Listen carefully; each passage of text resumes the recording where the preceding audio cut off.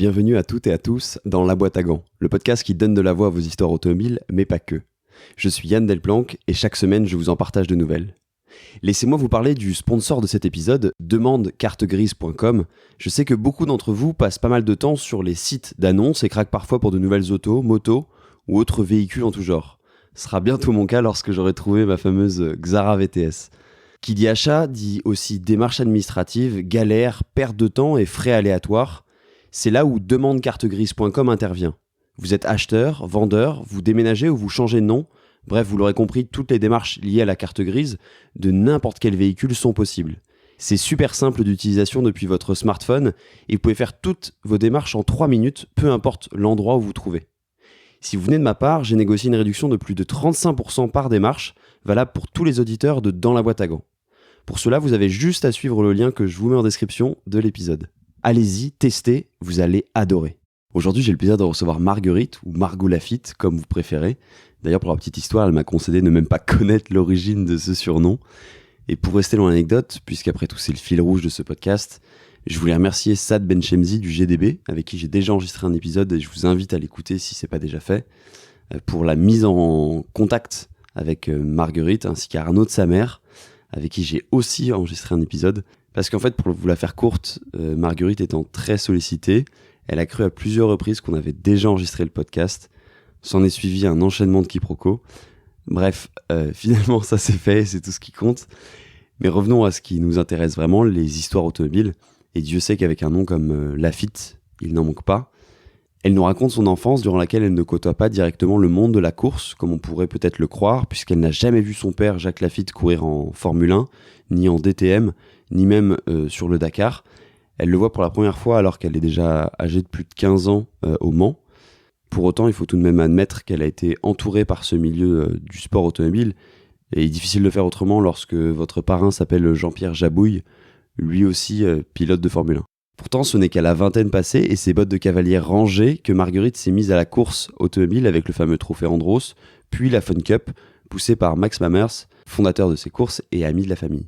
Et comment ne pas parler de sa carrière en télévision, en débutant d'abord par des essais sur Automoto, sur TF1 notamment, puis en présentant V6 pendant 11 ans sur AB Moteur, tout en faisant les directs de la Formule 1 sur Eurosport, et enfin Canal+, sûrement l'émission pour laquelle vous la connaissez maintenant, en tant que chroniqueuse au départ, puis finalement pour animer Formula One.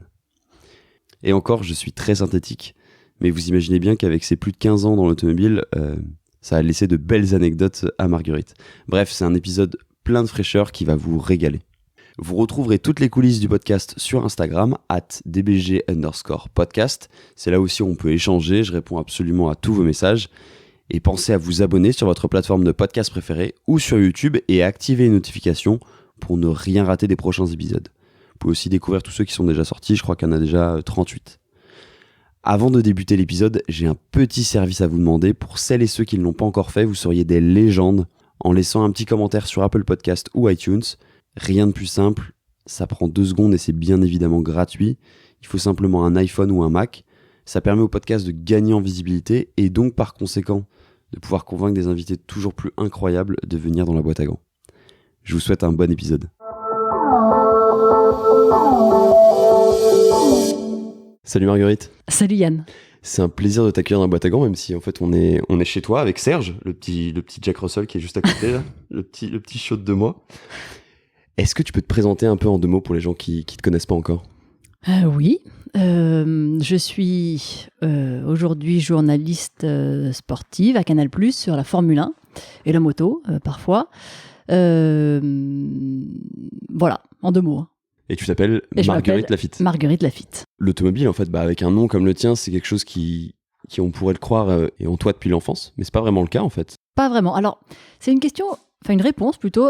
J'ai évolué dans ma réponse. Avant, je disais non, pas du tout, parce qu'on n'a pas baigné dans un paddock de Formule 1, parce qu'on n'est jamais allé voir mon père sur une course de F1 jusqu'à ce qu'il ait son accident, parce qu'on l'a très peu vu en course. Je crois que la première fois, j'avais 16 ans quand je l'ai vu aux 24 heures du Mans. C'était en 96 16, ouais. Donc avant, je répondais non.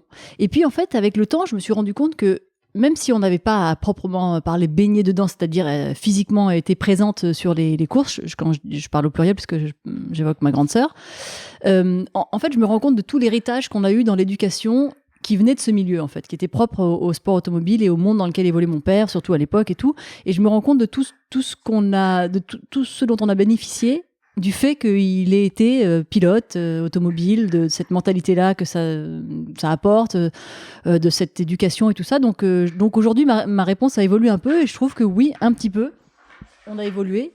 Pardon, c'est Serge qui mange des os.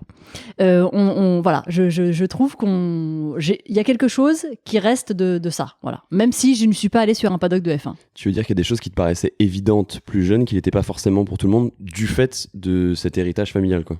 Oui, en fait, c'est plutôt ce que nous a inculqué mon père.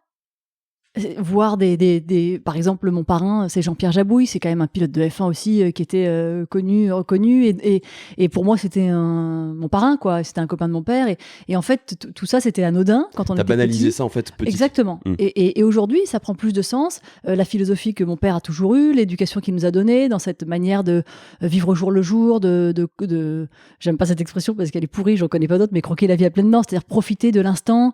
Et tout ça c'était des choses dont on a bénéficié parce que lui vivait une vie où il pouvait mourir le lendemain. Donc, il avait cette mentalité-là, cette philosophie de vie-là. Et en fait, je me rends compte que tout ça, on l'a eu parce qu'il était pilote de F1, quoi. Et voilà. Donc, c'est plus une espèce de quelque chose qui était pas direct, pas un lien direct avec cette relation-là, mais qui fait qu'aujourd'hui, on a cette mentalité-là et cette éducation-là grâce au fait qu'il était ça. Mais tu le disais, t'as pas vu ton père avant 96 sur une course. Non, donc mais ça veut dire que F1, t'as pas vu sa carrière à la fin. Non. T'as pas vu le DTM, le Dakar. Non. Dakar, moi, je n'ai rien vu du tout. On a vu la voiture en chocolat, là, la Nissan Pajero, je sais plus ce que c'était à l'époque, en chocolat, qui revenait à la maison quand il rentrait du Dakar ou quand il y partait, je me souviens plus. Et après, j'ai même pas vu des casques, des combis, des trophées, des trucs. On n'a pas vu traîner ces choses-là, quoi. Il y avait rien à la maison Rien. Ben, il a rien gardé. Et lui, il a gardé les seuls trucs qu'il a gardés, c'est ses 6 coupes de victoire en F1. Et qui était planqué dans la cave, quoi, qui n'était pas exposé dans un salon. On n'a jamais vu un salon avec des casques qui traînaient. Enfin, il y avait rien qui transpirait la F1 ou le sport automobile, quoi. Et puis lui, il voulait pas qu'on vienne à l'époque de la F1. Il voulait pas qu'on vienne parce que c'était un sport dangereux. Il voulait pas qu'on soit témoin d'un accident grave, voire fatal. Donc finalement, on n'a jamais vu ça. Enfin voilà, on en était complètement épargnés. Je pense qu'il l'a fait, c'était un vrai choix pour notre bien, et ça fait que voilà, on en était éloigné et pas du tout connecté. On n'en parlait pas à la maison. Il avait sûrement des copains et qui en parlaient. Enfin, j'imagine, quoi. Mais papa, c'était un mec connu quand on arrivait à l'école et qu'on écrivait pilote automobile dans le truc profession du père. Voilà, c'était ça, mais c'était très abstrait. Ouais, abstrait. Mais t'avais quand même tu me l'expliquais, un rapport à l'automobile qui était plus, on va dire, un rapport personnel. Tu parlais de la Creuse, parce que vous avez une maison là-bas, oui. Dans un no man's land, quoi. Oui, complet. Et tu as commencé à apprendre à conduire là-bas, c'est ça? Oui, en fait, oui, il s'avère que c'est parce qu'on était là-bas en vacances très souvent, beaucoup de temps dans l'année, et que je sais pas, il y avait ces voitures-là, on conduisait sur ses genoux, on avait des petites voitures électrique d'ailleurs, je crois, à l'époque, en 85, 86 ou je sais plus combien, c'était déjà électrique. Donc on avait ces petits trucs là, un peu comme des espèces de mini cartes, mais qui roulent à 2 à l'heure, hein. C'était pas des cartes, mais des petites voitures sur lesquelles je sais pas, on traînait dans le jardin, Après on faisait de la moto beaucoup. On a toujours fait des petites Piwi 50 dès l'âge de, je sais pas, 4-5 ans, un truc comme ça. Et ça te plaisait bien, ça, dès le début? Ah oui, ouais, on adorait. Et puis c'était surtout, je sais pas comment dire, c'est comme si c'était comme ça, quoi. Je me souviens pas de m'être dit, c'est génial, j'ai choisi de faire de la moto. Je pense que mon père avait ces petites Piwi 50 pour nous, il a voulu qu'on en fasse et on en a fait. Et puis on a adoré, quoi. On faisait des grandes balades, on avait toujours plein de copains, des cousins, toujours plein d'enfants et de grands dans cette maison. Donc voilà, on évoluait avec ces trucs mécaniques que sont la moto et un peu la voiture, mais sans... Voilà, c'était normal, quoi. C'est paradoxal parce que j'ai l'impression que ton père, ta famille voulait quand même que tu aies un lien avec la mécanique, les sports mécaniques, et en même temps, pas que tu le vois de tes propres yeux. Ouais, mais je crois pas qu'il voulait qu'on ait un lien. C'est que c'était comme ça chez lui, quoi. Lui, il faisait de la moto, donc on faisait de la moto, quoi. Non, mais c'est aussi simple que ça, quoi. C'est-à-dire qu'on aurait été des mecs ou des filles, c'était pareil, je pense. On aurait fait de la moto, quoi qu'il arrive. Enfin, en l'occurrence, on était des filles, donc c'était moins logique, mais oui, c'était. Bah non, mais moi, je fais de la moto en Creuse, je vais me balader, je veux me balader avec mes enfants. Vous venez, comme on peut faire en ville avec un vélo pour les enfants. Lui, c'était des motos là-bas, quoi. Donc c'était pas du tout un passage obligatoire. Aujourd'hui, on voit nos enfants, nos propres enfants, ma sœur et moi. Le fils de ma sœur, il est dingue de moto. À 3 ans et demi, il était dessus. Il en faisait dans le jardin tout seul. On l'a fait monter sur une 100. Il avait 4 ans. Il était à 20 cm du sol. Et mon fils, qui a 6 ans aujourd'hui, ne veut pas en faire. Il adore en faire avec moi. Quand je le prends avec moi sur la moto, sur les plus grosses. Par contre, en faire lui de la piwi, ça ne l'intéresse pas du tout. Donc, c'était comme ça. Sauf que je pense que nous, ça nous a plu et qu'on l'a fait. Et puis voilà, quoi. Mais il nous a jamais du tout infligé ça, quoi. Ouais. Mais pour autant, ton sport de prédilection, toi, à ce moment-là, c'était plutôt l'équitation, c'est ça? Ouais, bah, à cet âge-là, pas encore. C'était même pas d'actualité, l'équitation. Je crois que ça a commencé vaguement quand on habitait en Angleterre. Parce que le sport national en Angleterre, l'équitation, donc je crois que ma sœur en faisait pas mal. Avait découvert ça avec ses copines d'école, moi un peu, et puis quand on est rentré en France, moi j'avais 8 ans, un truc comme ça, et là pour le coup on s'est mis à monter un peu plus, et puis ça nous a plus jamais quitté. Ma sœur est encore dans ce monde-là, et moi ça m'a quitté le jour où j'ai commencé la bagnole, donc très tard, donc j'en ai fait pendant 15 ans. Donc à un haut niveau, t'as fait les championnats de France? Oui, au niveau national, championnat de France, on allait faire des concours épiques un peu partout en France, un peu en Europe, beaucoup en Espagne. Et ouais, c'était. J'aurais aimé à ce moment-là en faire mon métier, mais c'était trop compliqué. Pour en revenir un petit peu aux autos, j'ai regardé tout à l'heure dans le train la vidéo de Car Culture du GDB. Ouais. J'avais interviewé Sad Benchemzi sur ce podcast. Ouais. D'ailleurs, c'est lui qui a fait le lien, et je le remercie. Tu disais en fait dans les voitures de ton enfance, tu parlais des breaks Mercedes, des voitures confortables, etc. C'est des voitures sur lesquelles tu as appris à conduire aussi quand tu étais plus jeune ou... Oui, enfin, quand je dis appris à conduire, je sais pas trop. C'est un peu, je me souviens pas si on a à proprement parlé appris parce qu'on tenait le volant. Voilà, c'était pas, on touchait pas les pédales ni rien. Donc, mais oui, en tout cas, peut-être mes premières sensations au volant, c'était à bord d'une Mercedes parce que mon père n'a toujours eu que des Mercedes.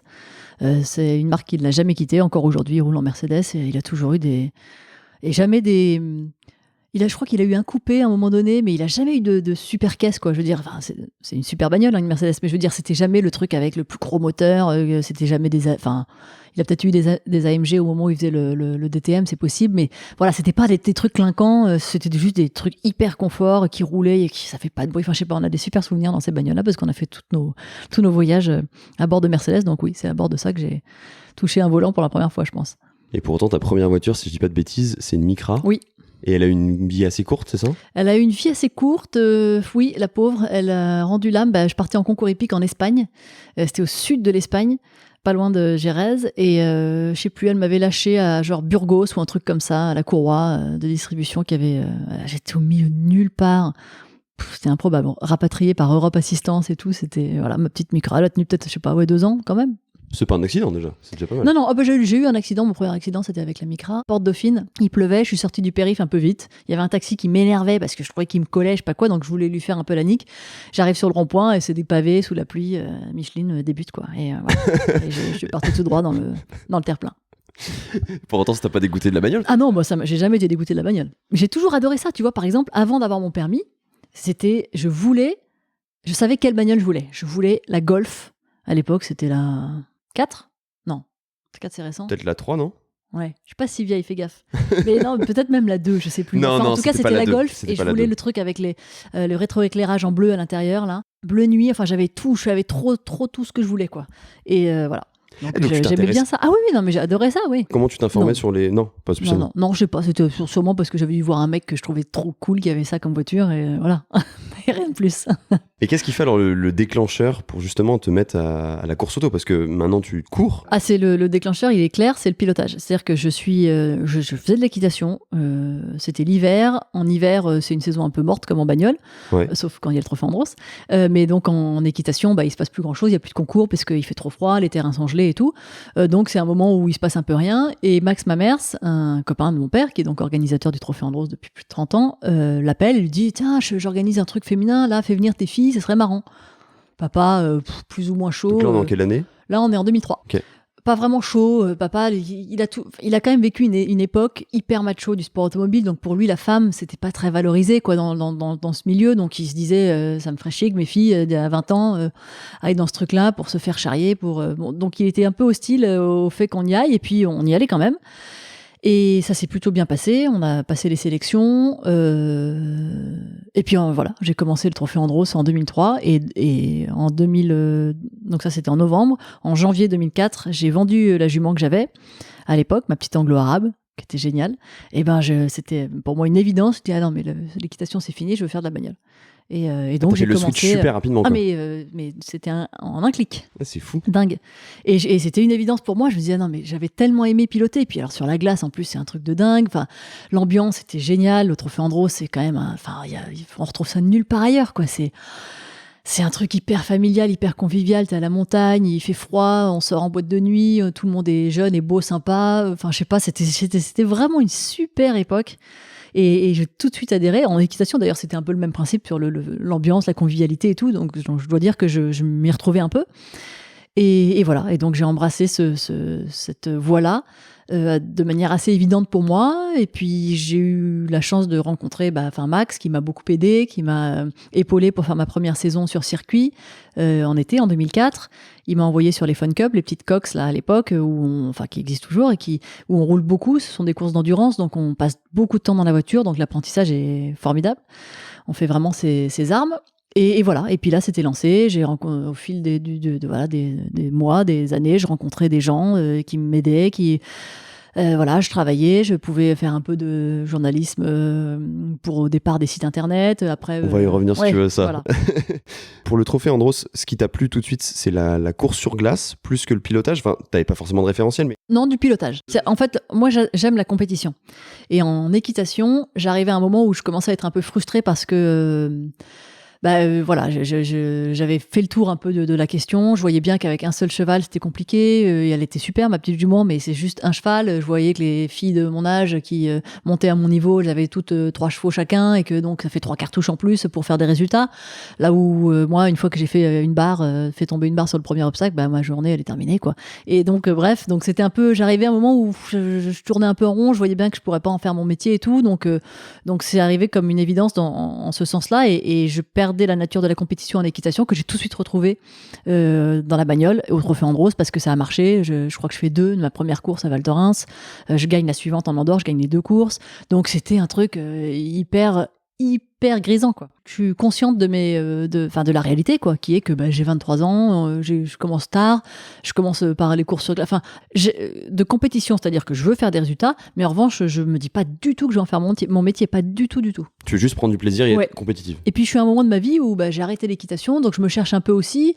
Je vois que je commence en 2004 assez vite, je suis appelée par Automoto pour faire des essais, pardon, je confonds avec le stylisme, pour faire des essais de bagnole et tout, donc je suis je rentre dans un truc où je vois que je peux peut-être faire quelques petits jobs comme ça à droite à gauche. Je bosse sur les salons auto, donc je sais pas, je pense à faire ma vie dans ce milieu-là, mais sans me dire que je veux être pilote. Tu vois tout de suite un chemin qui se déploie. Mais par rapport aux réticences de ton père, c'est-à-dire le milieu machiste, etc., comment tu l'as vécu, toi, quand t'es arrivé dans ce milieu ? J'ai eu la chance de rentrer par une porte qui était grande ouverte, c'est-à-dire que j'arrive au Trophée Andros, le truc le plus familial et convivial qui existe. Max Mamers, qui est un super copain de mon père, qui m'accueille bras ouverts. Une ambiance aussi qui n'était pas du tout machiste pour le coup, parce qu'il y avait justement ce trophée féminin, donc c'était je sais pas, puis j'avais une certaine candeur, je me rendais pas compte moi à l'époque que c'est aujourd'hui que je me dis que c'est un milieu, que mon père a vécu un milieu, dans un monde hyper macho et tout, que mon père était d'ailleurs macho, mais à l'époque non, j'étais complètement candide, j'arrivais, je trouvais ça génial, quoi, je trouvais tout génial, j'étais hyper enthousiaste et j'étais dans cette philosophie de vie. C'est pour ça que je l'ai évoqué au début on vit au jour le jour et puis on verra, quoi. On verra si ça marche, tant mieux. Si ça marche pas, c'est pas grave, on fera autre chose. Hyper optimiste. Voilà, je découvrais un truc et j'avais envie de continuer. T'avais une espèce de naïveté qui t'a presque emmené à aller très vite. Complètement. Sans te poser de barrières, finalement, quoi. Non, du tout. Et puis je me disais toujours, j'ai toujours eu ce truc-là, même en télé, de relativiser. Et je me disais toujours, premièrement, si c'est pas ça, ce sera autre chose, on trouvera autre chose, c'est pas grave, on trouvera des trucs, quoi. J'ai cette nature optimiste. Et puis, oui, je sais pas, je vivais au jour le jour, quoi. Donc c'est cette philosophie-là qui m'aidait à avancer en me disant, on verra. Tu parlais de tes débuts de carrière en tant que journaliste automobile. T'as justement fait des études dans ce domaine-là? Non, pas du tout. C'est pour ça que j'ai eu énormément de mal aujourd'hui, même encore aujourd'hui à 40 ans, où j'en fais un peu plus, j'ai du mal à dire journaliste parce que j'ai pas de carte de presse, parce que je n'ai jamais fait d'études, parce que j'ai appris sur le tas et sur le tard. Et donc j'ai vachement de mal, et j'ai eu beaucoup de mal à le dire. Au début, je disais, je suis présentatrice, animatrice. Et t'avais le syndrome de l'imposteur un peu? Ouais, complètement. Complètement, parce que c'était une réalité, quoi. J'avais fait aucune étude pour savoir quels étaient les codes du métier. Non, le seul truc où je l'ai pas trop mal, c'est que j'étais à l'aise, en fait. Une caméra me dérangeait pas, alors j'avais du stress, hein, je te dis pas que j'étais hyper à l'aise tout de suite, mais j'étais plutôt à l'aise assez vite. Et donc, voilà. Mais par contre, j'ai quand même présenté V6 pendant 11 ans, qui est l'émission donc d'essais automobiles qui passait à l'époque sur AB Moteur, puis à la fin sur Automoto la chaîne. Mais malgré tout ça, on faisait des essais auto, on allait sur les essais presse, on était avec les autres journalistes et tout, donc j'étais mêlée à tous ces gens-là. Et à aucun moment je me disais je suis journaliste, quoi. J'ai eu du mal à le dire, et même encore aujourd'hui, parce que je sais pas, est-ce qu'il faut avoir une formation, est-ce qu'il faut avoir une carte de presse, est-ce qu'il faut, je ne sais pas, mais bon voilà, aujourd'hui je pourrais presque dire aujourd'hui que je suis présentatrice et que je suis pas journaliste. Oui, tu pourrais toujours trouver une astuce pour t'en dédouaner. Finalement, je fais pas de travail d'investigation, je rapporte les faits. Enfin voilà, je me documente, je m'informe et tout ça, mais voilà, c'est tout. Tu parlais justement de V6. Avant V6, tu as commencé aussi par faire des petites piges sur Automoto, c'est ça? Sur Automoto, je faisais quelques petits essais. J'ai fait aussi sur un site internet à l'époque qui s'appelait Autodéclic. Puis après, ce site Autodéclic s'est transformé, enfin pas s'est transformé d'ailleurs, mais il y a eu un deuxième site parallèle qui s'appelait Men's Up, pour lequel j'ai bossé un petit peu. Ensuite, ils ont fait une chaîne de télé, Men's Up TV. Là, j'ai commencé à faire quelques petites émissions. Il y en avait une où je recevais des sportifs, ça s'appelait Une fille dans ton vestiaire.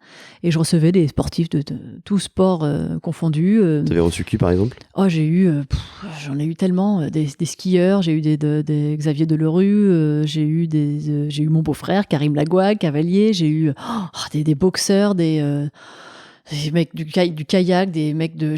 on a fait un mec de... Comment ça s'appelait ça, le truc sous-marin? Alors, merde, j'ai perdu le terme parce qu'il était tellement drôle, tu vois. Ma mémoire me fait défaut. Enfin, donc, je sais plus te citer, c'était pas des grandes personnalités, j'ai pas eu Teddy Riner, hein, mais j'ai eu que des mecs... Teddy Riner était jeune à l'époque, hein. Oui, c'est vrai. Mais donc j'ai eu, je sais pas, plein de monde. Cette émission était super sympa. J'aimais bien l'idée de chercher les questions à leur poser pour s'intéresser un peu à leur parcours, à leur actualité, aux exigences de leur sport. Donc ça, c'était une super expérience. Je sais plus combien de temps je l'ai fait. Après, il y avait une émission qui s'appelait Plein Gaz aussi, où on parlait de tous les sports qui étaient à moteur. Donc ça allait de l'avion au bateau, et on parlait un peu de tout. Et puis voilà, et puis après je sais pas, j'ai avancé un peu. Automoto, j'en faisais peut-être un petit peu moins. Et puis V6 est arrivé très vite, en fait. J'ai commencé V6 en 2008.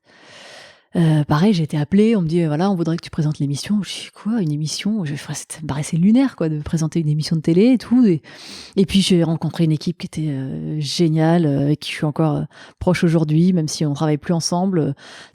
En fait, le travail pour moi, c'était forcément il fallait que je développe des relations d'amitié, quoi. Ça allait avec. Et les gens, enfin, j'aurais jamais pu concevoir mon travail autrement. Encore aujourd'hui, d'ailleurs, je me vois pas être à Canal. Alors, on peut pas être ami avec tout le monde, mais j'ai besoin d'avoir, une certaine proximité, une relation au-delà du professionnel pour avancer. Au moins dans ton cercle rapproché, oui, quoi. Ouais. Enfin, c'est important pour moi, quoi. Je sais pas. Alors, ça l'est sûrement pour plein de gens. C'est pas une exception du tout, mais c'est pour ça que c'est ce qui me permet d'avancer aussi cool, quoi. Je me dis bon, j'ai déjà ça, c'est génial, ça se passe bien, je suis contente, je suis heureuse, j'ai pas les dents qui rayent le parquet pour aller plus haut, pour aller plus loin. Je me souviens qu'à Canal, une fois, on m'avait dit mais toi, t'aimerais en bilan de fin d'année, toi t'aimerais faire quoi? Je sais pas, t'as pas envie de bouffer la place de quelqu'un? Bah non, je sais pas, je suis contente. Moi, si tu me fais faire des trucs nouveaux, c'est cool parce que j'essaye des choses et ça me plaît. Et puis voilà, c'était assez simple comme approche. Tu sais que ça me fait écho à ce que tu as pu m'expliquer quand on préparait cet épisode, à savoir justement sur la Fun Cup. J'ai pu en parler aussi sur l'épisode avec Arnaud de Samer. Tu m'as tout de suite parlé des gens que tu avais pu rencontrer à travers la Fun Cup, à savoir quelqu'un qui s'appelle Salim, si je dis pas de bêtises. Salim Bouziane. Et tu m'as parlé de quelqu'un d'autre, un certain Yann, je crois. Ah, Yann, qui avait le team... Oui, bien C'est sûr. ça, Moi, c'est ça. Yann, faut qu'on voie, bien sûr, oui. C'est quoi un petit peu les souvenirs, les histoires que tu as avec ces personnes-là? C'est surtout Salim. Hein. Yann, on a passé une année seulement ensemble. En fait, Salim Bouziane, c'était donc un mec que j'ai rencontré grâce à Max Mamers, parce qu'il il est fou de voiture. Il est fou de Peugeot d'ailleurs, pour être plus précis, mais il est fou de voiture, de sport automobile, et c'est un garçon d'une intelligence crasse qui a monté sa boîte tout seul, qui a fait sa boîte d'ingénierie informatique. Donc aujourd'hui, il fait du câblage informatique et bien plus, parce que sa société s'est énormément développée depuis. Mais donc voilà, il a une super réussite dans ce monde-là, mais il est passionné de sport automobile, et donc il voulait quand même, grâce au travail qu'il faisait dans cette boîte d'ingénierie informatique, développer aussi à côté un petit truc de sport auto, parce que c'était un peu son kiff, quoi. Et donc, il a créé une société qui s'appelle Ores et qui exploitait des voitures de course, notamment des Fun Cup au départ. Et il m'a pris sous son aile et il m'a fait rouler. Et donc, j'ai commencé, je pense que mes 5 premières saisons de Fun Cup, je l'ai fait avec lui. Ouais, je crois. Et donc on a évolué ensemble. Il m'a aidé même pour le trophée Andros. Il m'a aidé dans d'autres catégories. Enfin, il a toujours été à mes côtés, toujours épaulé. C'est lui qui m'a mis aussi entre les mains son conseiller pour m'aider à créer ma société, pour devenir auto-entrepreneur. Enfin, à l'époque, ça n'existait pas encore, mais j'ai monté une SARL pour pouvoir facturer mes clients, parce que je commençais à avoir des clients et tout. Donc, il m'a vachement aidé sur tout cet aspect-là, l'accompagnement, en fait. Quand tu étais pigiste, tu veux dire? Oui. Ouais. Et donc voilà, c'est quelqu'un qui est aujourd'hui encore un super copain. On est toujours très proches et tout. Donc oui, il y avait cette relation qui s'est créée très vite. Enfin, même Max, ma mère, c'est même Benoît Abdelatif qui aidait les Ice Girls à l'époque. Donc ce sont des gens, oui, dont je suis restée proche et qui m'ont accompagnée dans ma vie. Si j'ai besoin de conseils, je les appelle. Voilà, c'est des gens qui sont toujours là pour moi, et j'essaie d'être là pour eux quand ils en ont besoin. Donc oui, il y a cette relation-là. Ouais. En fait, je viens de me souvenir pourquoi je parlais de ce fameux Yann. Ah oui, Yann, ça a été une année, ouais. C'était pour une anecdote, je crois que vous aviez avec Salim. En fait, c'était Salim, et la première année, un homme qui est devenu un de mes meilleurs copains aujourd'hui, qui s'appelle Yannick, travaillait pour Salim. Et donc, à l'époque, Salim n'avait pas encore sa structure, donc il exploitait ses voitures chez TRC, je crois que ça s'appelait à l'époque, et le boss, c'était Yann Dano. Et donc, voilà, l'anecdote, c'est que Yannick, on se connaissait pas du tout, c'est un des mecs les plus drôles que je connaisse, et je n'ai décelé cette drôlitude qu'en fin d'année, parce qu'au début, on était on faisait attention à tout, on savait pas si on avait le droit de se moquer, si on avait le droit de rire, si on pouvait s'amuser un peu de toutes les situations qu'on vivait, des différents clients qui passaient. Il y a quand même beaucoup de personnalités, il y a toujours des têtes de cons, il y a toujours des mecs sympas, il y a toujours des... Et puis un jour, en fin d'année, on comprend qu'on a le droit de rire un peu de tout ça, et là, on est devenus inséparables, et voilà, sur quelques anecdotes comment on va dire, des petits calembours sur les gens de notre équipe. Ouais, ça fait partie de la vie du truc. Exactement. Et la Fun Cup, t'as eu des bons résultats? Je sais plus. Je sais plus. Oui, on a dû faire des bons trucs.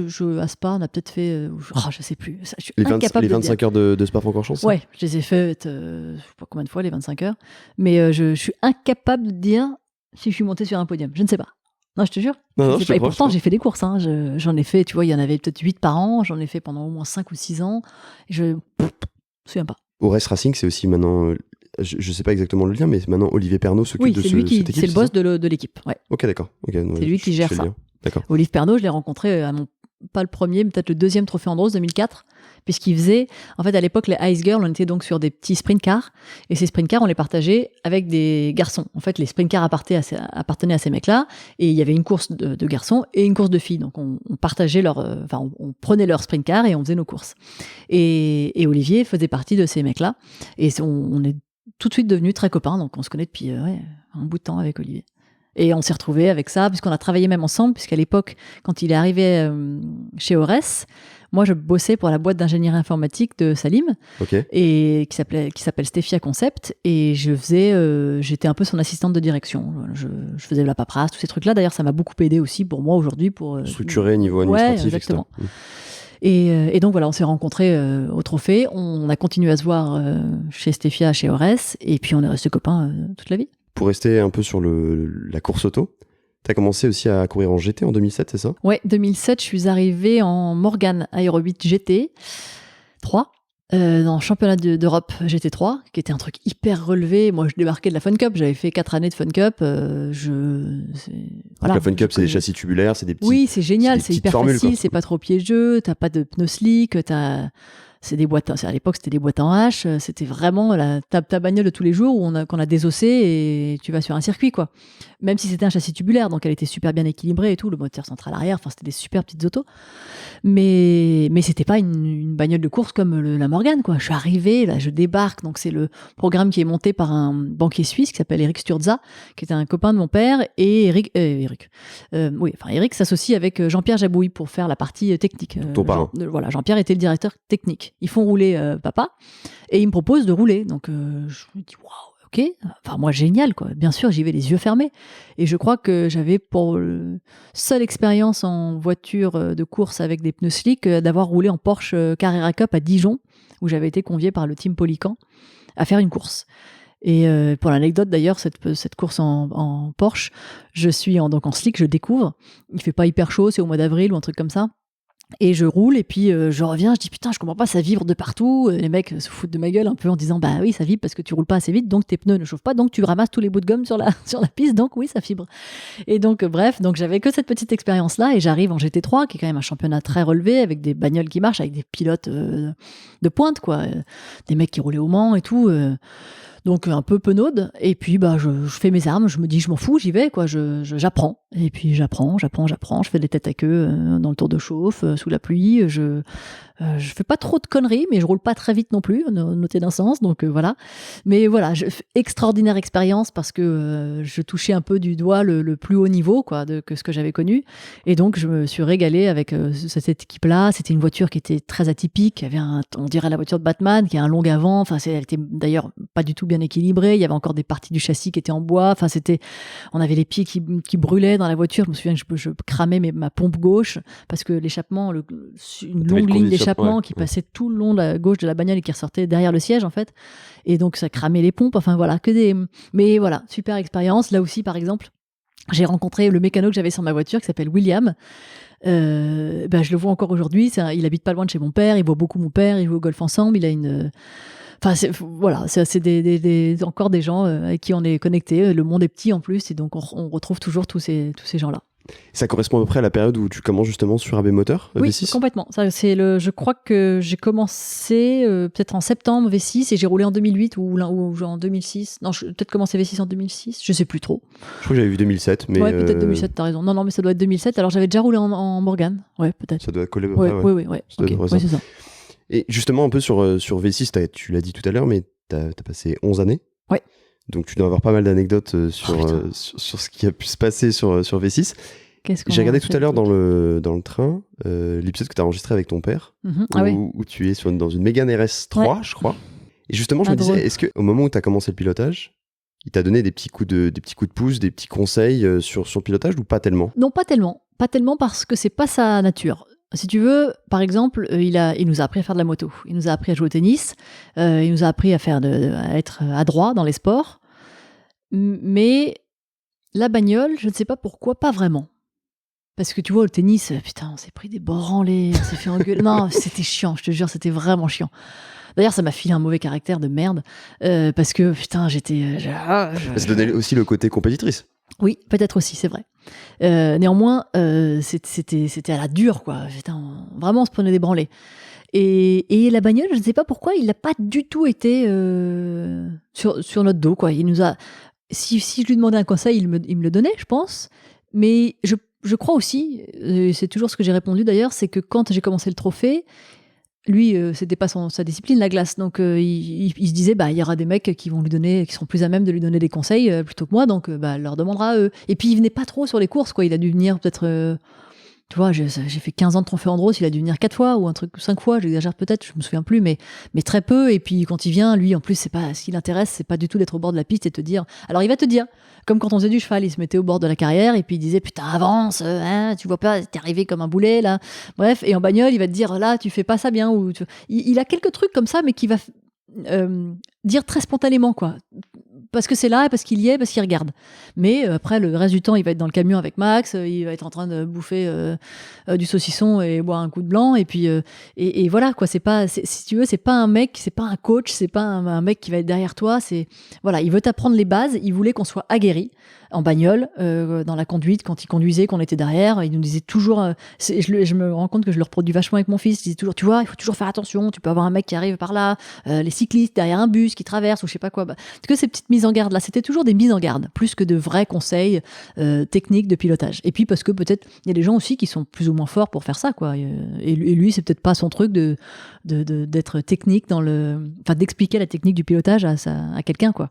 Vous étiez meilleur sur la chambrette, parce que j'ai vu qu'à la fin justement de cette vidéo, il te chambre un petit peu parce que je crois qu'il t'a collé une seconde. Non mais je sais, tu sais qu'en plus j'arrivais en me disant, mais bien sûr, il roule plus, moi Dreux en plus, putain on y a roulé au circuit de l'Ouest parisien, là on a fait des tours et des tours et des tours, mais j'avais je sais pas 500 tours à Dreux, donc je me disais bon, tu vois t'as toujours l'avantage de quand tu roules plus, aussi pilote F1 soit-il, et penses-tu, putain il m'a collé une seconde, j'en étais malade, et en plus moi je me mettais la pression, et il m'engueulait, il me disait mais une traction, tu peux pas rentrer comme ça fort dans un virage, là c'est ridicule, tu vas sous-virer, tu rentres trop fort, enfin bref, c'était... Ah, t'avais limite fait une préparation pour être sûr de... Ah ouais, je voulais, quoi. Ouais. C'était pas important pour moi, mais c'est un truc con de compétitivité, c'est tout. Ouais.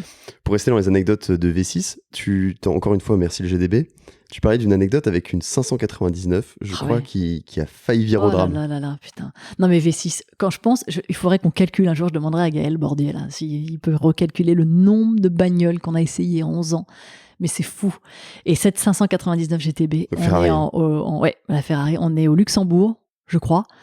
Il tombe des cordes. Et on fait cet essai-là, ce jour-là, c'est rapport au choix, quoi. En général, on fait des déplacements, puis c'était des tout petits moyens, V6, hein. Franchement, on n'avait pas un budget max, donc voilà, tu te dis pas, bon, on va rester ce soir, et puis on fera des images demain, il fait beau. Non, on fait aujourd'hui, puis on rentre ce soir, on prend le train, parce qu'on n'a pas le choix. Bref, et donc, on essaye cette caisse-là sous des trompes d'eau, sur la route. Et donc, sur la route, c'est chiant parce que si tu peux pas avancer un peu, c'est pas très rigolo, quoi. Et là, on arrive en sortie de rond-point. Je mets les gaz, mais pas non plus comme une folle, quoi, mais certainement un petit peu trop. Et je me prends un coup de survirage en sortie avec le camion qui arrive en face et je me vois détruite dans le camion, quoi. Et tu te vois en train de faire un gros chèque aussi, quoi. Ah non, et je me pense pas au chèque, je pense à ma vie. Franchement, là, je me dis, mais ouh là là, putain, oui, j'aurais pu penser au chèque parce que oui, je pense pas que j'avais... Enfin bref, c'est pas d'assurance ou je sais pas quoi, je crois que j'avais rien à l'époque.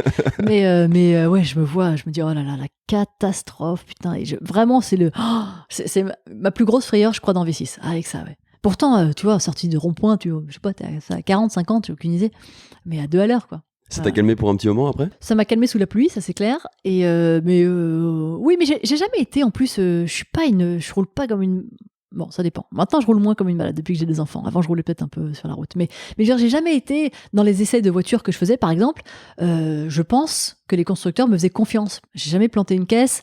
Je me suis jamais foutu dehors. J'ai jamais détruit un morceau sur un vibreur. J'ai toujours eu ce truc-là, même en course d'ailleurs, où j'avais ce truc-là où j'avais peur d'abîmer la voiture, en fait. Ça m'embêtait d'abîmer la voiture. Je trouvais ça chiant parce qu'il fallait la faire réparer, les mécanos, c'était du boulot que tu leur filais. Enfin, j'aime pas abîmer les choses, quoi, tu vois.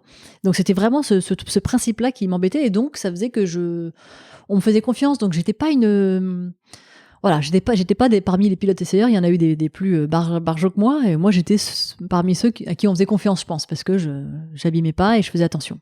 La mécanique, je faisais un tour de décélération quand t'as roulé trop fort, tu vois, pour faire refroidir. Ouais, c'était propre. Franchement, c'était... Voilà.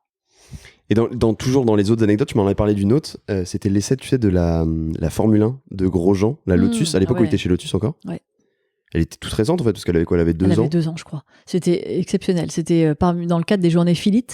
À l'époque, ils organisaient des journées pour...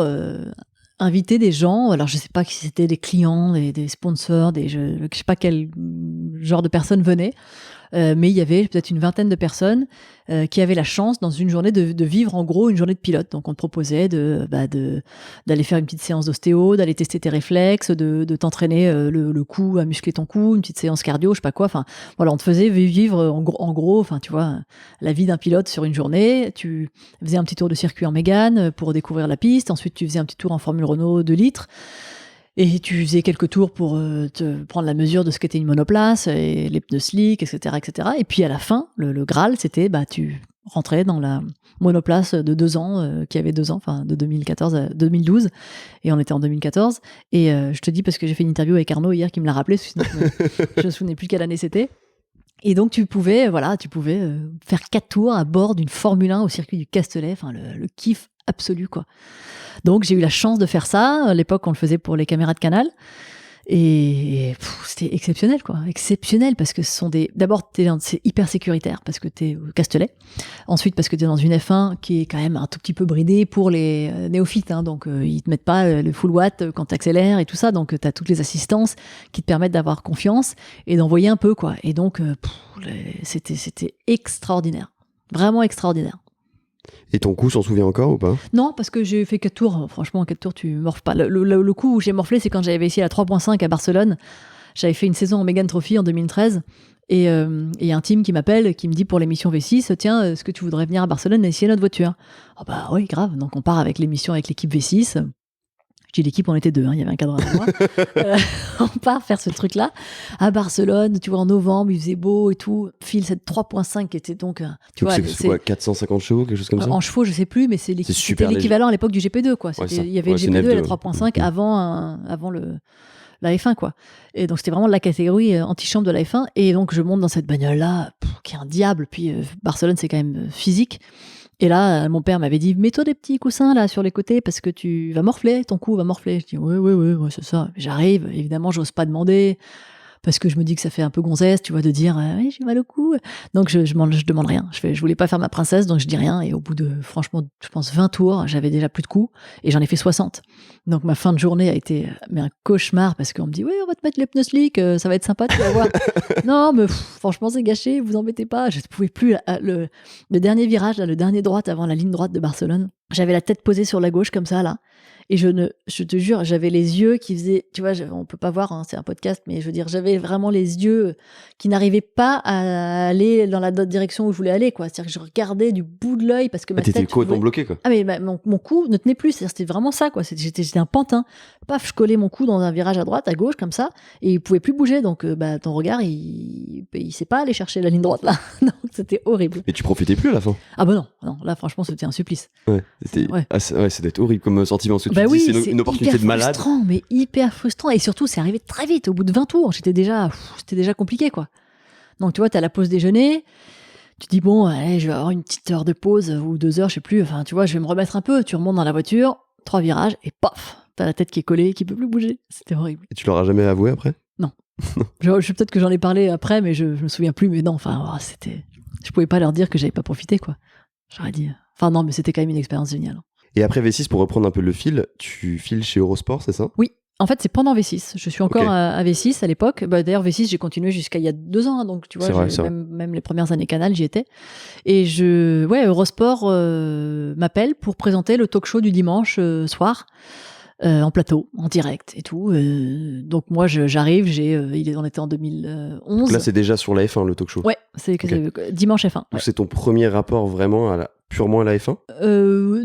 Non, parce que j'avais bossé pour le magazine Sport à l'époque où je faisais des petits papiers écrits pour leur site internet sur les Grands Prix. En fait, je racontais un peu le Grand Prix chaque dimanche de course. J'avais dû faire ça une saison ou 2, je me souviens plus très bien. Parce qu'ils savaient que tu avais un intérêt particulier pour la F1 ou ça s'est fait un petit peu comme ça par hasard? C'était sport automobile, je pilotais. Enfin, c'était le lien était. Était tout trouvé. Enfin, tu vois, papa à l'époque était présenté, pas présenté, mais était consultant à TF1 pour la F1 et tout. Donc oui, enfin. Tout était logique, quoi. Je sais pas si c'était logique en tout cas, mais bon, pour eux ça avait du sens. Donc ils m'ont appelé, on a fait ça. Je suis allée faire un essai, je crois. Je me souviens plus si j'ai fait un essai. Enfin, c'était pour moi, mais c'est vraiment le grand saut, quoi. Je rentrais dans une grosse chaîne. J'arrivais, tu vois, sur un vrai plateau de télé, en direct. Le paramètre direct, c'était le plus dur pour moi. C'est-à-dire, je me suis dit, tu n'as plus le droit à l'erreur, quoi. Alors, j'étais rodée, hein, parce que V6, tu vois, tu te loupes, tu refais, tu machin, mais donc, t'es quand même rodée à l'exercice, quoi. J'avais fait beaucoup de salons auto. Donc, les salons auto, souvenons-nous que c'est quand même, donc, quand tu fais des quotidiennes, c'est 15 jours de salon à Paris, par exemple, où tu fais au moins 4 ou 5 plateaux par jour, que tu enregistres sur 2 jours. Donc, tu fais je ne sais pas combien de bonjour, bienvenue, enfin, tu vois, donc t'es un petit peu rodé à l'exercice. Donc, je me servais un petit peu de cette expérience-là en arrivant à Eurosport, en me disant, bon, bah voilà, ça, tu sais faire, ok, maintenant, ce qu'il faut, c'est lancer une pub. J'avais jamais fait ça de ma vie, je savais même pas comment on faisait. Et je sais pas, ça s'est fait assez naturellement. J'ai eu pareil, un mec, Alexandre Vigneault, qui était le rédacteur en chef. Jérôme Papin, c'est lui qui m'avait contacté, Arnaud Simon, enfin c'est vraiment des gens que j'ai envie de citer parce que c'est des gens qui ont été hyper bienveillants avec moi, qui m'ont fait confiance, qui m'ont aidé, accompagné aussi. Enfin j'ai toujours eu des relations agréables quoi, qui m'aidaient en fait, pas des gens qui arrivent et qui te cassent parce que oui bah t'es une gonzesse. Ils t'ont soutenu quoi. Ouais, ils m'ont soutenu. Bon, en même temps ils m'avaient appelé hein, donc C'est clair. mais je veux dire c'est sympa aussi d'accompagner derrière quoi, ce que fait aujourd'hui énormément Thomas Sénécal depuis mes débuts à Canal aussi, donc ça c'est fondamental quoi. Et donc j'avais Alex Vigneault dans l'oreillette et qui est marrant comme tout, qui m'accompagnait, qui m'aidait, qui me conseillait et qui me faisait rire aussi, donc il me détendait beaucoup. Donc mais j'ai eu pendant 2 ans j'avais la boule au ventre terrible au maquillage avant d'aller sur le plateau. Enfin, d'ailleurs ça a continué un peu à Canal aussi, mais je veux dire c'était dur quoi. C'était dur mais super expérience. Et puis il y avait un truc dans le talk show enfin bref si on peut appeler ça appeler ça comme ça, d'être avec des gens en plateau que tu connais.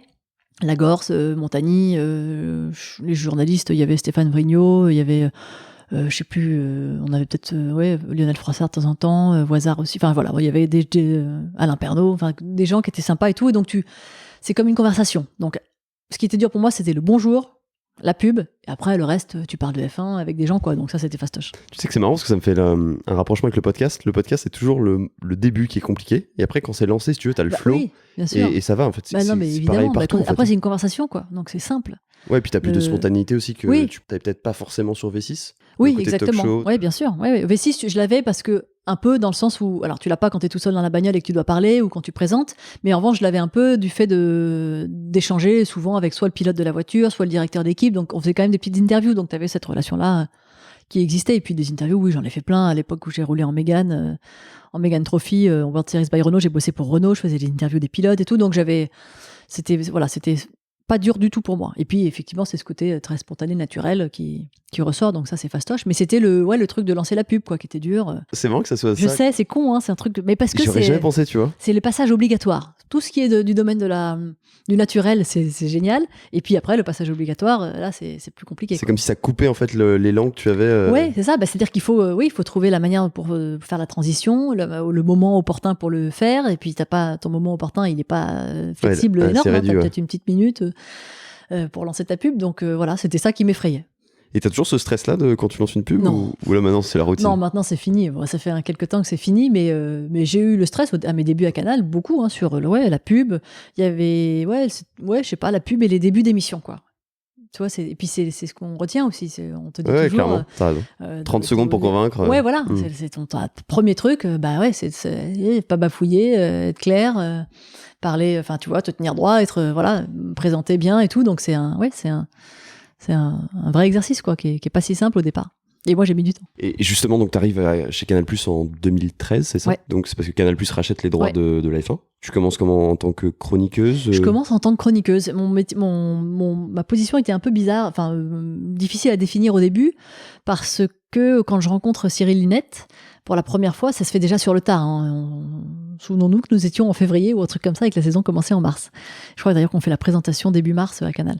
Et donc tout se fait un peu, je crois qu'il m'appelle le 13 ou le 14 février, si je me souviens bien, Cyril Linette. Et puis donc je le rencontre très vite.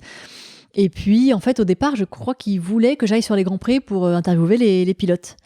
Et moi je dis, je suis pas du tout à l'aise avec ça parce que j'ai toujours trouvé ça chiant ce job. Non mais je trouve ça pas chiant d'ailleurs, mais dur. Parce que il faut quand même avoir des bonnes questions, parce que sinon c'est toujours les mêmes. Ça va, comment vous vous sentez? Est-ce que vous appréhendez à la course? Qu'est-ce que vous espérez pour ce Grand Prix? Et donc je trouvais toujours ça un peu nul, ce boulot-là. Et donc je dis, je suis pas très à l'aise avec ça. Et puis tu vois, gentiment, ils me proposent autre chose, quoi. Alors que je pense qu'au départ, ils auraient bien aimé que je fasse ça. Et puis finalement, ils me proposent d'être chroniqueuse dans l'émission Formula One du dimanche soir, qui était présentée par Thomas Tauroud. Et donc j'ai eu un poste au départ qui est un peu... je sais pas où, je suis pas hyper à l'aise, je suis en robe, en talons, bien maquillée, bien coiffée, assise, et puis tu parles 4 fois dans l'émission, quoi. Donc c'était un truc un peu difficile pour moi au début, mais qui était génial parce que je rentrais à Canal et puis, je trouvais ça extraordinaire, quoi. Une Canal, c'est une chaîne que enfin tu vois, que j'adore depuis toujours. Enfin, je veux dire, j'ai été enfant des nuls, enfant de Philippe Gildas, enfant de tout ça. J'ai adoré tout ça, donc ça représentait beaucoup pour moi Canal. C'était vraiment un waouh quoi. Je me disais, je rentre dans un gros truc, ça m'impressionnait. Et donc oui, c'était un peu dur au début de trouver sa place, de savoir aussi d'être bien légitime, parce que même si j'avais fait 2 ans à Eurosport, tu restes quand même un peu la nana du truc, quoi. Tu te sentais encore un peu junior par rapport aux autres? Ouais, je me sentais junior par rapport au métier, quoi, surtout. Tu vois, je me disais, j'ai pas une expérience de fou, et puis voilà, j'avais pas appris tout ça, donc j'avais pas les codes, les trucs, l'intonation, le machin, ce qui était peut-être pas mal, et ce qui sûrement a plu aussi au début, c'est que j'étais pas... Il y avait une fraîcheur du coup, parce que oui, vu que t'avais pas de ces codes justement, mais pour autant c'était dur, quoi. Donc ouais, quand je suis arrivée à Canal, c'était très dur. Et comment ça se déroule un petit peu la suite? On me demande de remplacer Thomas à la présentation. Je me dis, le plateau avec du public et tout ça, j'ai les boules, tu vois, je flippe, je dis ah non. Je suis donc là, ça c'est juste 1 an après. Ouais. J'ai pas les épaules pour faire ça. Et donc je refuse, quoi, parce que je me sentais pas du tout. Je me suis dit, je vais être nulle. Enfin, voilà, j'ai pas envie de me griller, quoi. Et donc finalement, ils prennent Karim Benani. Je co-présente un peu avec lui, puis on fait un duo qui est plutôt sympa, qui me rend aussi un peu plus à l'aise, parce que ça me décharge un peu des trucs, des passages obligatoires où je me sentais pas du tout aguerrie pour le faire. Donc Karim faisait un peu ça, et donc je prends une place un peu plus importante et tout, et puis Karim, pareil, part sur le foot. Enfin, tu vois, ça bouge beaucoup toujours à Canal, c'est dans le sport et tout, donc il part, et puis là pour le coup on me demande de présenter, et je me sentais avec 2 ans d'expérience un peu plus aguerrie pour endosser ce rôle, et donc j'y vais avec la peur au ventre, mais j'y vais, et puis de là j'ai commencé à avoir un rôle plus affirmé, d'être présentatrice de Formula One, donc voilà, ça c'était acté. Et t'as récupéré aussi les grands prix, enfin les présentations du Grand Prix ça, avec Thomas Sénécal. Ouais. Alors au départ il y avait même les spécialistes le mercredi que j'animais en alternance avec Laurie Delostal. Donc ça, c'était aussi un vrai plateau, un talk show. C'était un peu plus, ça se rapprochait un peu plus de ce que je faisais avec Eurosport, donc j'étais plus à l'aise. Je préférais d'ailleurs ça à Formula One. Et puis ensuite, ça s'est arrêté malheureusement, les spécialistes. Et puis oui, Formula One a continué, et Thomas m'a proposé d'aller un peu plus sur les grands prix pour prendre cette expérience-là, quoi. Donc au début, j'y allais, je présentais juste les essais libres. On avait une grosse équipe à l'époque, on se déplaçait à beaucoup. Donc Thomas était le présentateur principal, moi je faisais peut-être les essais libres 3, c'est drôle. le samedi matin, et puis après Formula One le dimanche, mais plus ça allait, plus je faisais des petites interventions et tout, jusqu'à un jour partir sur mon premier Grand Prix en Chine en début de saison pour le coup voilà, présenter la totalité du Grand Prix. Des essais libres jusqu'à la grille, enfin première fois sur, tu vois, où t'interviews les pilotes, enfin tu vois le live, l'adrénaline de ce direct là qui est exceptionnel, et là j'ai adoré, quoi. On rigolait tout à l'heure parce que c'était Thomas Sénécal qui m'appelait, ouais, donc c'est drôle. Au moment où j'en parle. Tu parlais des interviews des pilotes, tu m'as raconté tout à l'heure, non, quand on a préparé cet épisode plutôt, que ça t'avait marqué l'interview que t'avais faite avec Hamilton. Oui. C'était en 2018, c'est ça? Oui, alors la première que je fais... Non, c'est un peu avant, non? Je sais plus. Je pensais à celle à Monaco en 2018. Oui, c'est ça. Ouais, alors c'est ça. Oui, t'as raison. Okay. J'aurais dit plutôt. Tu vois, encore une fois, je suis nulle en mémoire. 2018, ouais. Première interview, premier one-to-one. Thomas me propose, il me dit bon, bah voilà, on aimerait bien que tu arrives à Monaco le mercredi, comme ça tu peux faire le one-to-one avec Hamilton. Ok. Et là, je me dis, oh, dingue, putain, le mec 2018, il était champion combien de fois? Il a fait donc 14, 15, 4 au moins. 17. Donc il était champion 4 fois. C'était un quadruple champion du monde à l'époque. Bref, et donc je me dis waouh, c'est quand même Lewis Hamilton. Puis j'ai beaucoup d'admiration pour lui, pour le pilote, le talent qu'il a, et puis pour ce qu'il est, ce qu'il représente et tout, et la gestion de sa carrière. L'icône que c'est. Ouais, voilà. Et donc je suis hyper impressionnée. Donc je fais mes questions, je les soumets à Thomas, je les soumets à Laurent Dupin et tout pour avoir leur aval, pour être sûr que c'était pas nul. Et je sais pas si c'était si bien que ça d'ailleurs mes questions. J'ai préféré la deuxième que j'ai faite là il y a 2 ans en Russie. Je me souviens plus très bien de ce que je lui avais posé comme question, mais c'était plus introspectif ce que j'ai fait à Sochi, là où en 2018 je me souviens plus trop de quoi on a pu parler, enfin bref, mais oui, enfin super souvenir de te retrouver avec un mec comme ça chez Mercedes à Monaco, le mec, tu vois, qui en plus c'est un mec qui m'a toujours impressionné de ce point de vue-là, c'est qu'il peut être énervé, content, pas content, bref, il te regarde dans les yeux, il te répond, quoi. Et il considère ta question et il répond en te regardant tu vois, et il fait pas à la Raikkonen, hein, la réponse la plus laconique de la Terre, il approfondit son sujet, quoi. Et donc ça, c'était, enfin, ouais, super souvenir. Et puis c'était la première fois que je faisais une grosse interview comme ça, en one-to-one avec un grand champion. Et la deuxième dont tu parlais, je savais pas que tu l'avais interviewé une deuxième fois en Russie. J'ai refait en Russie en 2019. Et quand tu dis que c'était plus introspectif, t'étais arrivé sur quel type de questions? 2019 Oui, Ah non, 2020, c'est l'année dernière. Ah bah écoute, en 2021, donc c'est ça. Non, parce que comme j'ai pas fait beaucoup de Grands Prix l'année dernière, mais si, c'était l'année dernière, pardon, c'était 2020. Et plus introspectif, oui, parce que mes questions, je les ai orientées plus sur le mec qu'il est en dehors de la F1, en fait. Donc c'était, en ça, j'ai trouvé ça plus humain que toujours parler sport, résultats, records, etc. Là, tu vois, on a parlé de ses passions à côté, du saut en parachute, du surf, on a parlé de lui, de son enfance, enfin voilà, j'ai trouvé ça plus intéressant et plus riche émotionnellement que de parler que de F1, quoi. Ouais, t'as l'impression qu'on apprenait plus sur lui à travers ce prisme-là plutôt que juste... Oui, pas grâce à moi, parce que ces trucs-là, on l'a sûrement entendu ailleurs, mais je veux dire, en tout cas, moi, je trouvais ça plus intéressant à mener comme interview que la précédente. À côté de cette carrière télé, tu as aussi été jury dans un concours d'élégance. Oui. À Chantilly, c'est ça? Absolument. Qui est sponsorisé par Richard Mille. Oui, absolument. Je suis amie de la marque Richard Mille, donc c'est à leur demande. Je suis allée découvrir ça que je ne connaissais absolument pas. Donc c'est le concours d'art et élégance de Chantilly, effectivement. Et c'est un énorme événement avec les plus belles voitures anciennes du monde, voire, enfin, aussi des modernes d'ailleurs, puisqu'il y a une catégorie où tu as des concept cars, où tu as des voitures plus modernes, mais voilà, tu vois aussi les plus belles voitures anciennes de la Terre, quoi. C'est un concours qui est magnifique. Déjà, le cadre est idyllique. T'es au château de Chantilly. Alors, en plus, je sais plus l'année où j'y suis allée, il avait fait un temps de plomb. Enfin, c'était splendide, quoi. Les gens sont élégants. Enfin, tu vois, t'as un petit peu un retour à l'ancienne, quoi, où il y avait cette culture de l'élégance, cette culture de faire attention aux choses, de la présentation. Aujourd'hui, tout doit aller vite et même si c'est pas très bien fait, c'est pas grave, on s'en fout, au moins ça va vite et ça avance. Là, t'es un peu, le temps est un peu suspendu. C'est une petite parenthèse, quoi. Ouais, c'est vraiment enchanté, quoi, parce que c'est des moments qui sont rares parce que tu as le temps de voir les gens, tu passes ta journée entière là-bas, tu fais le tour à pied des voitures qui sont dans l'herbe, dans la magnifique pelouse. Enfin, je sais pas, c'est vraiment un très joli événement, quoi. Et de passionnés, parce que c'est ça aussi qui nourrit. Non, mais je veux dire, c'est... Forcément. En fait, pour moi qui ai peu approché les voitures anciennes, c'est tellement ce qui transpire, quoi. C'est la passion des gens pour ces autos-là. Tu vois les connaisseurs qui savent tout, mais de A à Z, de parler d'une voiture, de son histoire, de son moteur. Enfin, c'est génial parce qu'encore une fois, aujourd'hui, le monde va tellement vite, on se retourne plus sur tout ça, quoi. Et c'est vraiment dommage. Et donc là, on prend le temps de le faire et c'est ça que j'ai trouvé génial. Tu fais la transition parfaite avec le Tour Auto que tu as fait avec Olivier Pernaut, on en parlait tout à l'heure. Ouais. Donc là aussi, le Tour Auto, c'est donc c'est un Tour de France avec des voitures anciennes.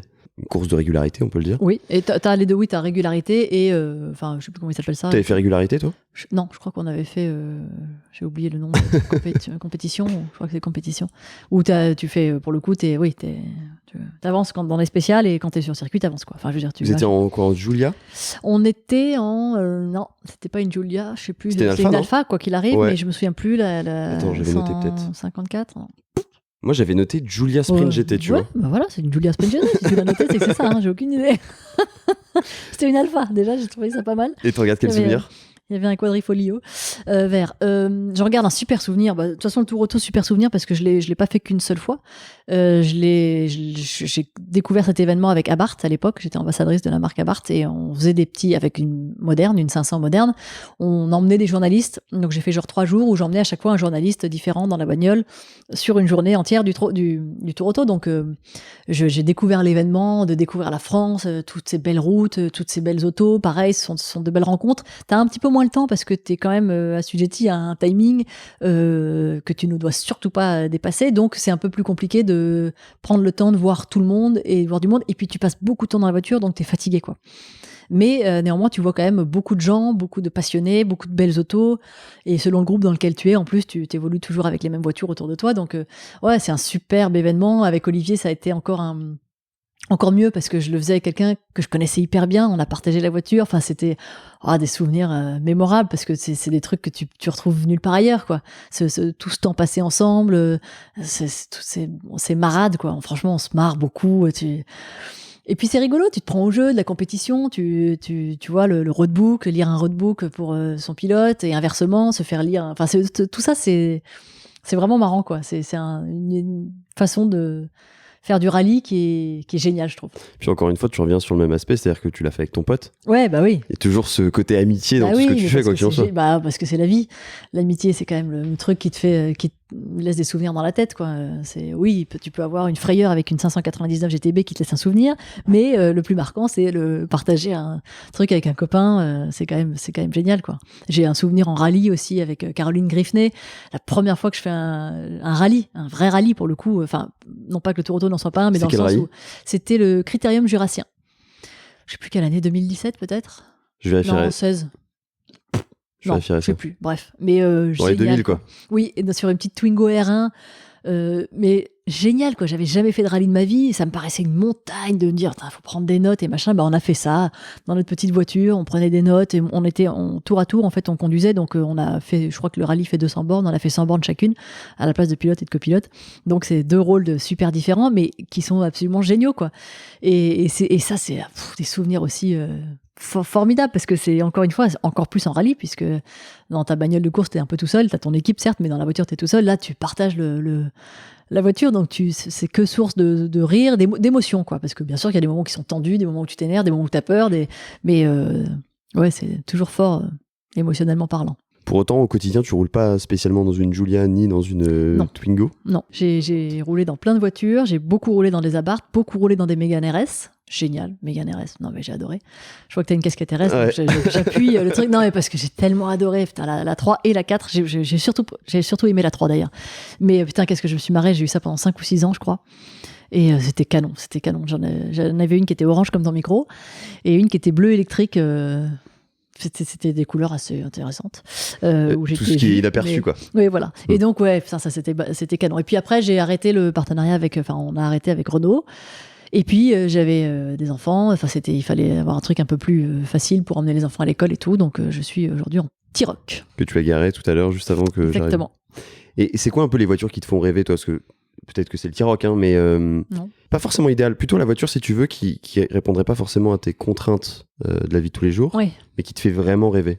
J'ai des petites idées parce que j'ai aussi, encore une fois, regardé la vidéo du GDB. Ouais. Mais je veux pas t'influencer. Je me souviens plus ce que j'ai pu dire. Mais c'est pas facile pour moi, ce genre de questions, parce que encore une fois, j'ai pas rêvé de belles bagnoles. Alors, j'ai toujours cette Ford GT40 que je trouve sublimissime et que j'aimerais piloter un jour et que... Plutôt l'ancienne ou la récente? L'ancienne. L'ancienne, ok. Et il y a ça, ouais, il y a peut-être celle-là, je dirais. T'as vu la même réponse, donc c'est parfait. Ouais, c'est ça, voilà, tu vois, donc ça revient dans ma tête.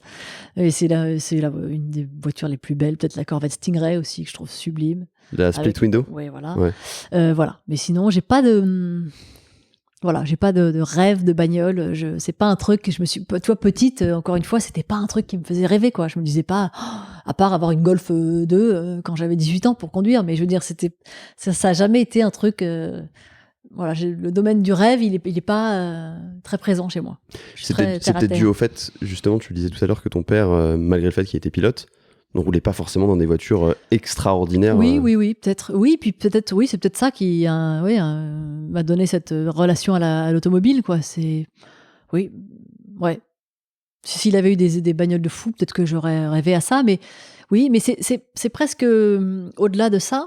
De purement la voiture, c'est peut-être aussi une façon de, comme je te dis, avoir des rêves. C'est pas un truc qui m'habite, quoi. Je sais pas comment dire. Je sais pas si c'est parce que je suis terre à terre et donc pour ne pas être déçue, j'en ai pas.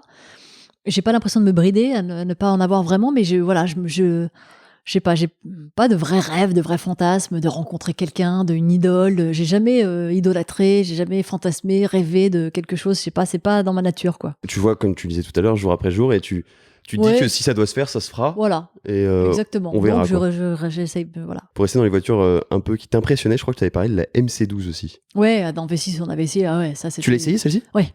Ah ouais, Ouais. Je savais pas, tu vois. Oh, c'était fou. Et c'était fou parce qu'en plus, on l'a essayé. Cette bagnole-là, la MC12, elle évoluait en GT3 à l'époque. En GT1 d'ailleurs, sûrement. Elle n'était pas en GT3. Et donc, le GT3 Europe, il suivait le GT1 sur. Je sais pas si c'était toutes les courses ou pas, mais il y avait du GT1. Et il y avait cette MC12 qui, en plus, était magnifique. Là, c'était la Vodafone qui était turquoise et noire. Là. Elle était splendide. Et. C'était Vodafone, oui, je crois. T'as encore des photos, ça, de celle-ci, tu penses, ou pas? Non, mais sinon, je retrouverai sur Internet. Mais tu Celle sais, de course, tu veux dire? ouais, j'aime bien essayer d'illustrer, tu sais, Ah oui. avec des photos sur Insta ou pas. Eh ben, le podcast. non. Non, mais je retrouverai. Mais oui, dans le championnat GT1 de 2007-8, tu les trouves. Et donc, j'ai la chance dans V6 d'essayer la version de route, quoi. Et la MC12, il y y avait très très peu d'unités produites, je crois. Hein, j'ai plus le chiffre en tête, mais ouais, c'est ridicule. Et d'ailleurs, pour qu'il y ait une voiture de course, je crois qu'il faut que tu aies 25 bagnoles de série, enfin un minimum pour que tu puisses créer une voiture de course. Et donc, je crois que c'était très faible. Enfin bref, donc je me dis, je suis hyper privilégiée. C'était au Luxembourg aussi, je crois d'ailleurs, cette MC12. Je me demande si c'était même pas la même journée que la 599. La bonne journée. On faisait les fous. Hein. Non, parce qu'il pleuvait pas avec la MC12. Ou alors il a plu l'après-midi. Bref. Mais en tout cas, voilà, super souvenir parce que la bagnole, mais là, c'est un monstre, quoi. C'est vraiment un monstre. L'envergure de la voiture, quand t'arrives devant la porte papillon, enfin, je sais pas, c'était. Elle m'avait bluffé et je m'étais dit pendant longtemps que c'était la bagnole de mes rêves, justement. Elle t'avait impressionné? Ouais, elle m'avait impressionné, ouais. Et à conduire, c'était comment? Oh, c'était bien, mais on était sur route, quoi. Donc, ça n'avait rien à faire sur route. Je peux tirer aucune satisfaction de ça, quoi. Ouais. Pour finir ce podcast, qu'est-ce qu'on peut te souhaiter un petit peu pour la suite? Ça me fait penser à une phrase qui m'a toujours tellement fait rire au Trophée Andros, d'un mec qui disait toujours ça. Mais qu'est-ce que je te souhaite, ma petite Margot? C'est tellement le running gag et on le dit encore aujourd'hui beaucoup. Mais écoute, ça va être le running gag de ce podcast, c'est sûr et certain. Mais qu'est-ce que je te souhaite, ma petite Margot? Eh ben, ma petite Margot, je te souhaite. Tu ne l'as pas dit, mais bon, bref, c'est connoté à ça pour moi. La phrase entière. Franchement, alors en premier lieu. Tu peux me souhaiter que ma famille soit en forme et en bonne santé. Voilà, parce que c'est la priorité. C'est une très bonne chose. Et ensuite, professionnellement parlant, je crois, c'est de continuer à évoluer dans ce milieu que j'aime tant et de pouvoir le faire de la manière que j'aime, c'est-à-dire de raconter les choses et de les vivre. Je serais malheureuse si je pouvais pas, aujourd'hui avec le contexte sanitaire c'est compliqué, on va moins sur les grands prix et tout, mais je serais vraiment malheureuse à vie de plus aller sur un grand prix, de plus raconter les choses que je vois. Et ça, voilà, c'est le terrain, c'est comme ça que j'ai commencé, c'est ce que je préfère, et être dehors, être dans la vraie vie avec les vrais gens et tout, c'est ça que je veux raconter, et donc c'est pouvoir continuer à faire ça de cette manière-là, ce travail-là de cette manière-là. D'ailleurs, si je le faisais pas de cette manière-là, je pense que je ferais pas du tout ce métier-là. Actrice de ce milieu. Protagoniste du truc, ouais. Ok. En tout cas, merci beaucoup, Marguerite. Merci à toi. C'était un plaisir de t'enregistrer cet épisode avec toi. Merci. On a couvert, Serge a été très sage. Ah, il a été très sage. C'est vrai qu'au début, j'avais un peu peur, tu vois. Franchement, regarde. Au début, j'étais un petit peu. Je me disais qu'effectivement, il allait avoir ce troisième rôle, siffler la mi-temps. Il l'a pas fait. Il a pas mangé les fils, il a rien fait. Il a bien dormi. Il retourne la tête pile au moment où on va finir cet épisode, donc top. Voilà, merci. Merci beaucoup. À bientôt, Marguerite. À bientôt. Ciao.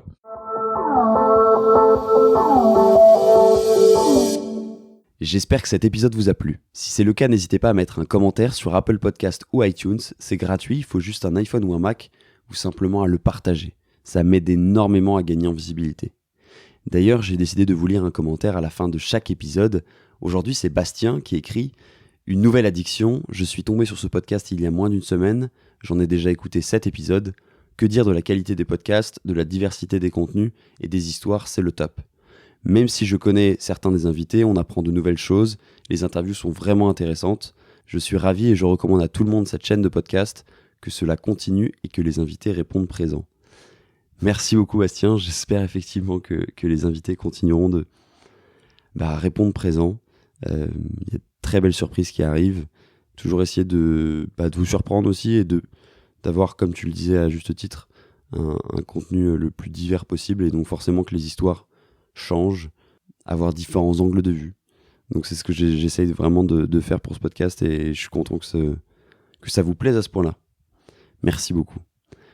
Pour découvrir les coulisses du podcast, vous pouvez me suivre sur Instagram @dbg_podcast. C'est là aussi où on peut échanger, je réponds absolument à tous vos messages. Pensez à vous abonner sur votre plateforme de podcast préférée ou sur YouTube et à activer les notifications pour ne rien rater des prochains épisodes. Vous pouvez aussi découvrir les épisodes qui sont déjà sortis, que vous n'avez pas encore écoutés. Je crois qu'il y en a actuellement 38. Sur ce, je vous dis à très vite pour un nouvel épisode.